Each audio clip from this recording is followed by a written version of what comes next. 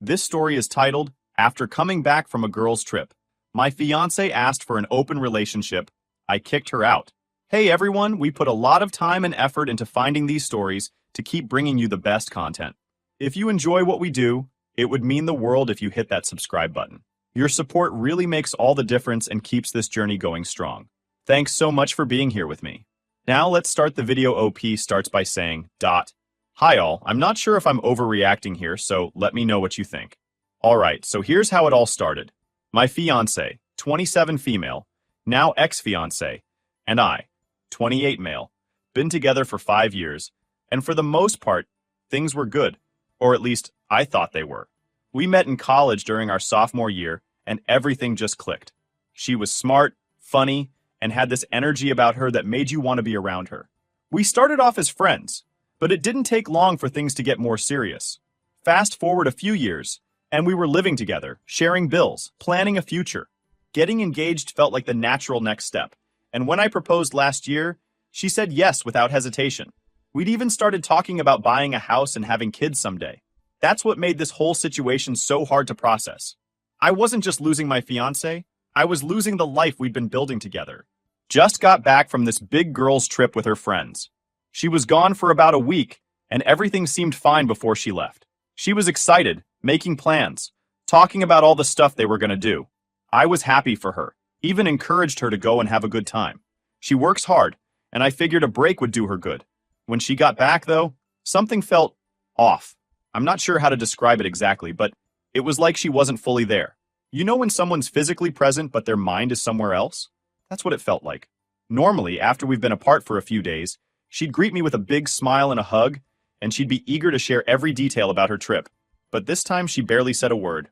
I asked her how it went, and she just shrugged and said, "It was fine." Then she walked past me and went straight to the bedroom, leaving her suitcase by the door. I ignored it, thinking maybe she was just tired, but even that night, when we were eating dinner, she barely touched her food and spent most of the time scrolling on her phone. It wasn't like her at all. Over the next couple of days, though, her behavior got weirder. She was on her phone a lot, like constantly. She'd never been the type to obsess over her phone before, so that stood out to me. Then there was the way she started acting around me. She'd avoid eye contact, seemed distracted when we talked, and even the physical affection just wasn't there. I'm not saying we were all over each other 24/7, but we were always pretty affectionate. Suddenly, it was like there was this invisible wall between us. I couldn't shake the feeling that something was up. I decided to give her some space, thinking maybe she'd snap out of it. Relationships aren't perfect, and I figured if I backed off a bit, she'd open up when she was ready. But that was not what happened. Instead, the distance between us only got worse. So I tried bringing it up one night after dinner, asking if something was bothering her, or if there was something on her mind. She didn't bother, saying everything was fine, and that I was overthinking things. But her tone? It didn't match her words. It was like she was trying to convince herself more than me. I let it go, but deep down, I knew something wasn't right. 5 years together, and you start to pick up on these things. I didn't want to push too hard, but man, it was eating at me. What was going on? Why was she acting like this? A few more days passed, and I started to notice patterns. She'd get texts late at night and would flip her phone over when I walked into the room. I'm not the kind of guy who snoops or accuses without proof, but this wasn't normal. I thought about confronting her, but I didn't want to come across as paranoid. Instead, I tried to focus on work and keep myself busy. I figured if there was something going on, she'd eventually tell me. Boy, was I in for a surprise. Looking back now, I think I knew something big was coming, but I just didn't know what. One night, she came home from work and said she wanted to talk. My heart sank immediately because, let's be real, nothing good ever starts with, "We need to talk." I sat down, trying to play it cool, but my mind was racing. What could it be? Did I do something wrong? So there we were, sitting on the couch. I could feel the tension in the air. She was fidgeting, playing with her hands, and avoiding eye contact. That's when she hit me with it. "I've been thinking a lot about our relationship lately," she said, her voice calm but a little too careful. I raised an eyebrow. "Okay, thinking about what exactly?" "Just, how we could make it better," she said, finally looking up at me. "Better?" I asked, leaning back. "What's wrong with it now?" She hesitated for a moment, biting her lip. "Nothing's wrong," she said quickly. "I mean, things are great. But when I was on the trip, some of the girls opened up about their relationships. They talked about how happy they are because they've found ways to give each other more freedom and trust. I blinked, trying to process what she was saying. Freedom and trust? I repeated, confused. What does that even mean? She was twisting her hands nervously in her lap. Her voice was calm, almost too calm, like she was trying to convince herself this was a normal conversation. She wouldn't look me in the eye, though. Instead, she kept glancing at the wall behind me, like she was afraid of what she'd see if she actually looked at my face. It was the way she said it, too. So rehearsed, like she'd practiced the speech in her head a dozen times before saying it out loud. That made it feel even worse, like this wasn't some spur-of-the-moment thought. She'd been planning this. She took a deep breath, like she was bracing herself for something big, and then she said it. I think we should try an open relationship. I swear my brain short-circuited for a second. I just stared at her, trying to process what she'd just said. Wait, what? I finally managed to get out, my voice louder than I intended. She looked at me, her face dead serious. I've been thinking about it for a while now, she said, her words deliberate, like she was trying to convince both of us. I think it could be good for us. I just sat there, staring at her, trying to process. An open relationship? Are you serious right now? Yes, she said, her tone calm but firm. It's not as crazy as it sounds. A lot of people are doing it, and it works for them. It's about trust and being honest with each other. Trust? My voice rising. How does bringing other people into our relationship have anything to do with trust? Where is this even coming from? She sighed, running a hand through her hair. Look, I know it's a lot to take in, but I talked to some of the girls on the trip, and they shared their experiences. They're happier now. They said it's brought them closer to their partners.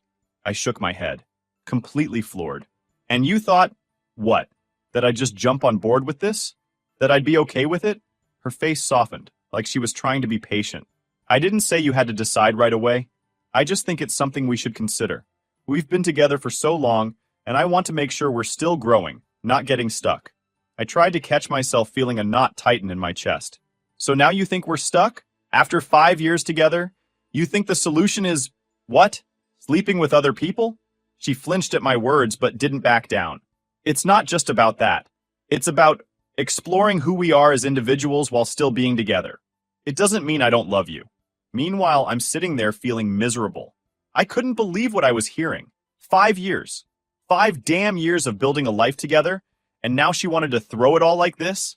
We'd never even talked about open relationships before.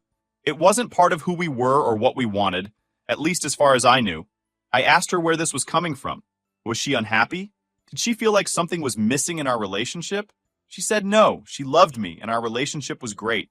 She just thought this could be a way to make it even better. That didn't make any sense to me. If things were great, why would she want to mess with them? I told her that, and her response was, it's not messing with it. It's evolving it.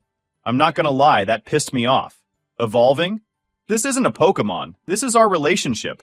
I leaned forward, narrowing my eyes. Is this about someone specific? Did you meet someone on the trip? Her head snapped up and she looked almost offended. What? Oh, of course not, she said quickly, shaking her head. You're sure? I pressed, studying her face. Because this is coming out of nowhere, and it's starting to feel like there's more to this than what you're saying. I swear, she said, her voice a little higher than usual. There's no one else. I didn't meet anyone, and this isn't about that. It's something I've been thinking about, that's all. I leaned back, crossing my arms. You swear there's no one else? I repeated, watching her carefully. She nodded, her expression tight. Yes, I swear. This isn't about anyone else. It's about us. I told her I needed time to think. I didn't even know what to say at that moment. I went into the bedroom and just sat there for a while, staring at the wall. My thoughts were all over the place. Was this real? Was she serious? Did I even know her anymore? After about an hour, I came back out. She was still sitting on the couch, scrolling through her phone like nothing had happened. I stood there for a second, then said, I can't do this. She finally looked up at me, her face calm. What do you mean? I mean, I can't do an open relationship. I'm not interested, and I don't think I ever will be, I said, my voice steady. She set her phone down on the coffee table and crossed her arms. Well, she said slowly, maybe we should take some time to figure out if we're still on the same page about what we want. That was it for me. I stared at her, trying to process how she could be so casual about this. 5 years, I said, my voice shaking slightly. We've been together for 5 years, and this is what you have to say? Like it's no big deal? Her face changed then, like she was starting to realize how serious I was. I didn't mean it like that, she said quickly. I just think we need to talk about what we want for the future.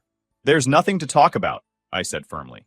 If you want an open relationship, then you're not the person I thought you were. And I'm not going to sit here while you dismantle everything we've built just because your friends got into your head. She sat there, stunned for a moment. You're seriously kicking me out over this? She asked, her voice breaking. Yes, I said, staring her down. Pack your things and leave. Her eyes filled with tears, and she started crying. I didn't mean for it to go like this, she sobbed. I just wanted to have a conversation about it. That's all. I didn't mean to hurt you. There's nothing left to say, I told her. This isn't a conversation I ever wanted to have. I can't do this, and I won't. She wiped at her face, sniffling as she got up and headed to the bedroom to pack a bag. I didn't follow her or say anything else. A few minutes later, she came out, her bag slung over her shoulder, and stopped at the door. Is this really it? She asked softly. It is, I said, not looking at her. She hesitated, then opened the door and walked out. I sat down on the couch, staring at the empty space where her things used to be, and felt like my whole world had just imploded. I kept asking myself how we had gotten to this point, but no matter how many times I replayed it in my head, I couldn't find an answer that made sense. That was the beginning of the end. The night she left, the apartment felt so empty. Her things were still here. Her clothes, her toiletries, all the little knickknacks she liked to scatter around. But she was gone, and it hit me hard. 5 years of being together, building a life, planning a future, and in one conversation, it all just crumbled. The next morning, my phone wouldn't stop buzzing. I groggily grabbed it off the nightstand, and her name was everywhere. Texts, missed calls, voicemails. I sighed, scrolling through the messages.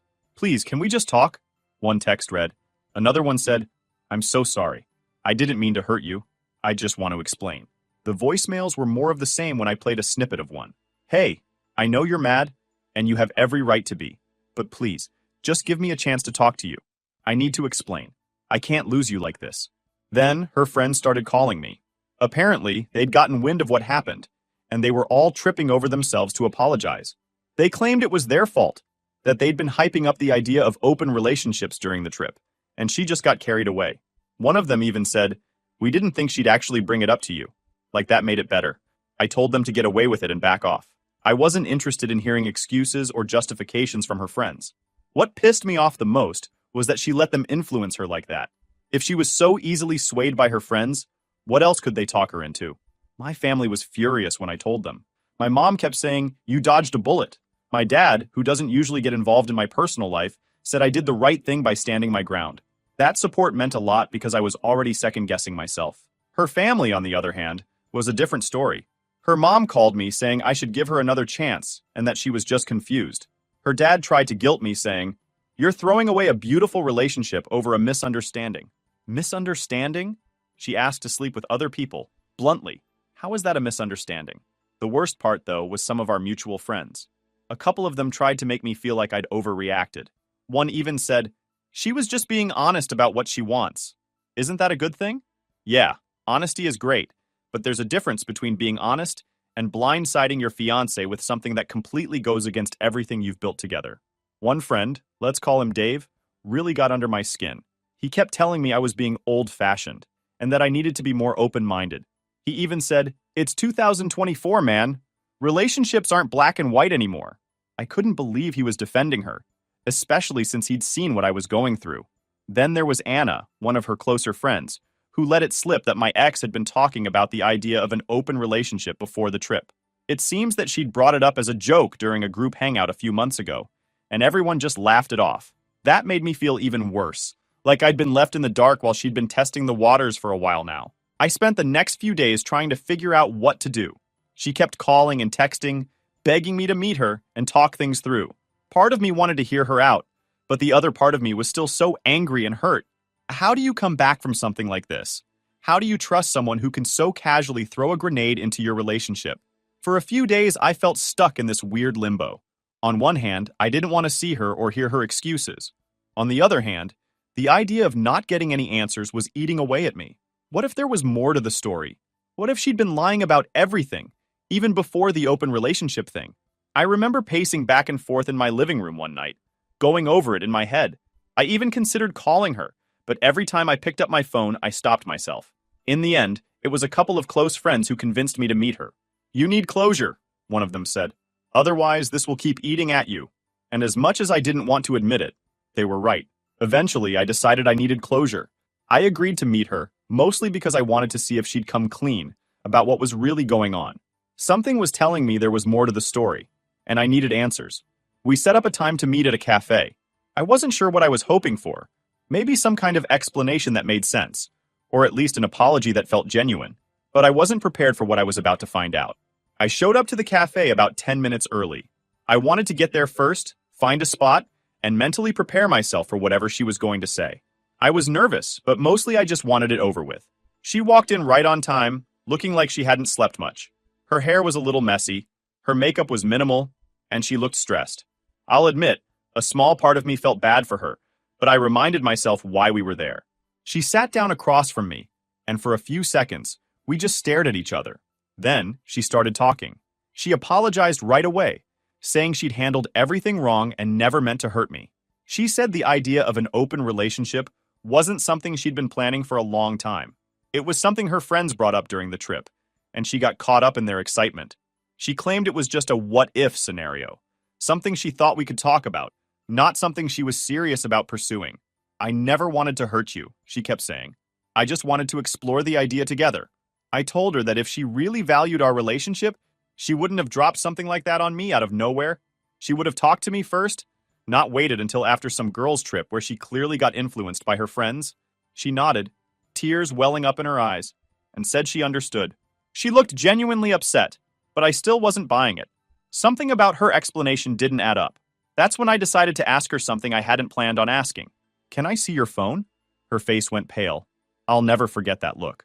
She hesitated for a second, but then handed it over, probably thinking I wouldn't actually go through with checking it. I'm not the kind of guy who normally does stuff like that. I've never felt the need to invade someone's privacy. But this time, I couldn't ignore my gut feeling. As I sat there holding her phone, my heart was pounding so hard I could feel it in my ears. Part of me didn't want to do it. What if I found something that would completely change the way I saw her? But another part of me, the part that couldn't shake the gut feeling that something was wrong, needed to know. My hands were shaking. I opened her messages, and it didn't take long to find what I was looking for. There it was. A conversation with some guy I didn't recognize. They'd been chatting for a while, and from what I read, it was clear this wasn't just friendly banter. There were flirty messages, late-night texts, and even a couple of suggestive comments about seeing where things go. The first message that caught my eye was from some guy I didn't recognize. They'd been chatting back and forth, and it wasn't just friendly small talk. His messages were flirty, calling her things like babe and cutie, and she wasn't shutting it down.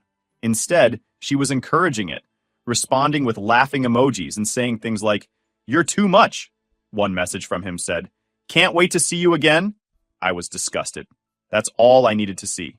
This wasn't just her thinking about an open relationship. She'd already started exploring it. I put the phone down and looked at her. She was already crying, mumbling something about how it wasn't what it looked like, and that it was just talking. I told her to stop. There was no point in lying anymore. "So this open relationship idea wasn't just an idea, was it?" I asked. "You were already testing it out." She flinched, her breath hitching. "No, it wasn't like that," she said quickly, her words tumbling over each other. I was just talking to him. That's all. It wasn't serious. It was a mistake, okay? A stupid mistake." "A mistake?" My voice rising. "You were talking to him, flirting with him, making plans with him, and you expect me to believe it was just a mistake?" "It was," she cried. "I didn't mean for it to go anywhere. I was just curious. I love you, and I don't want to lose you." I looked at her, full of anger. "You already lost me," I said flatly. "The second you thought it was okay to bring someone else into us, you lost me. Please," she begged. "Please don't end this over one stupid mistake. I'll do anything to fix this." I stood there for a moment, watching her break down, but the anger in my chest didn't fade. "You made your choice," I said quietly, "and I'm making mine. We're done." I stayed calm because we were in public, but inside I was furious. The fact that she even entertained the idea while we were engaged was enough for me to walk away. She kept apologizing, but I didn't want to hear it. I stood up, told her I was done, and left the cafe. As I walked away, I felt a strange mix of emotions: anger, sadness, relief, and even a little bit of clarity. I watched her as she sat there crying, trying to explain herself. It wasn't the kind of tears that felt sincere, though. It was like she was panicking, scrambling to fix a situation she'd lost control of. Her words felt rehearsed, like she was trying to say all the right things to make me forgive her. "It was just talking," she kept repeating, but her tone didn't match her words. There was no real regret in her voice, just fear. Fear of the consequences, fear of being alone, fear of losing the comfort of what we had. And as I looked at her, I realized I couldn't do this anymore. No matter what she said, the damage was done. For the first time in weeks, I knew exactly where I stood. I wasn't going to let her drag me through the mud or play games with my emotions. Whatever we had, it was over. After that meeting at the cafe, I thought that would be the last of it. I blocked her number that same night and deleted her from every social media platform. I didn't want to see her, hear from her, or even know what she was doing. I was done. For a few days, I had peace. She didn't try to reach out, and I finally started to feel like I could move on. Then, out of nowhere, our mutual friends started texting me. They'd heard what happened at the cafe, and most of them were reaching out to apologize. I guess word got around about the guy she was talking to, and suddenly, people who'd been defending her before were switching sides. One of her friends told me she'd started dating the guy right after our breakup. I wasn't surprised. It was obvious at this point that she'd been lining him up in the background. What did catch me off guard, though, was how quickly things went south for her. Apparently, she was posting pictures of him on social media, trying to make it look like they were some perfect new couple. Mutual friends said it came off as forced, like she was trying too hard to prove something. One of her captions was something like, "When you find someone who truly understands you," which felt like a dig at me. But the funny thing was, people weren't buying it. A couple of friends even told me she blocked them after they called her out for moving on so fast. Then, just a week later, the posts stopped. No more pictures, no more cute captions, just radio silence. That's when word started spreading that he'd ghosted her, and she was losing it. She was telling people how he led her on and used her, but honestly, I wasn't surprised. It was like karma showed up to collect, and she had no idea how to handle it. When I heard about this, I didn't feel bad for her. Call it petty, but it felt like karma doing its thing.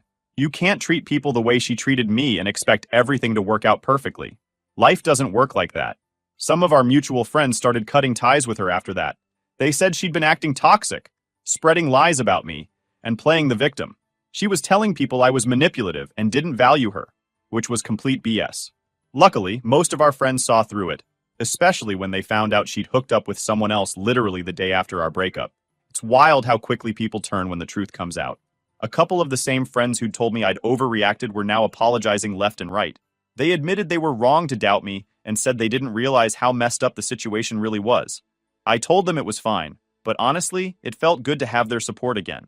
As for her, she tried calling me from different numbers after I blocked her. I guess when the guy ghosted her, she started rethinking things and decided she wanted me back. She left me a voicemail saying she was ready to work things out and that she realized how much she loved me. I didn't respond. I didn't even think about responding. By then, I was completely over it. The person I thought she was and the person she turned out to be were two very different people, and there was no going back. After everything that went down, cutting ties wasn't just about technology. It was about fully removing her from my life, both physically and mentally. I pack up the rest of her stuff. She'd taken the essentials the night she left, but a lot of her things were still scattered around the apartment. Clothes in the closet, toiletries in the bathroom, random little things like her favorite coffee mug, and some books she always kept on the nightstand. Packing it all up was weirdly emotional. Every item felt like a reminder of the life we'd built together, and for a moment, I wondered if I was being too harsh.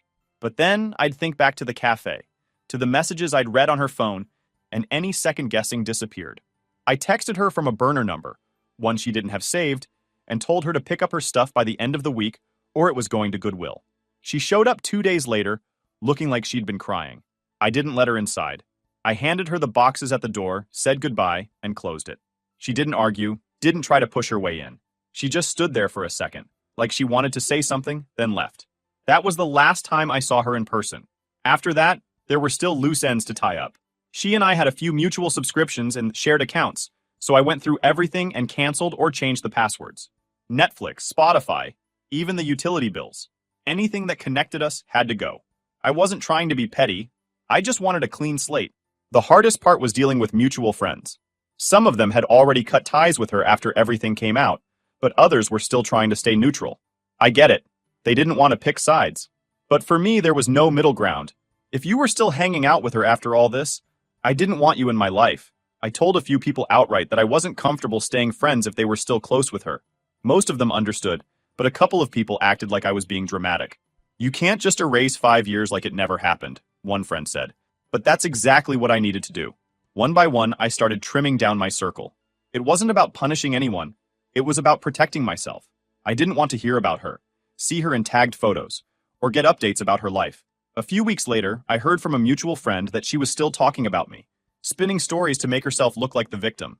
She told people I'd overreacted and humiliated her, conveniently leaving out the part where she was already talking to another guy. I let it roll off my back.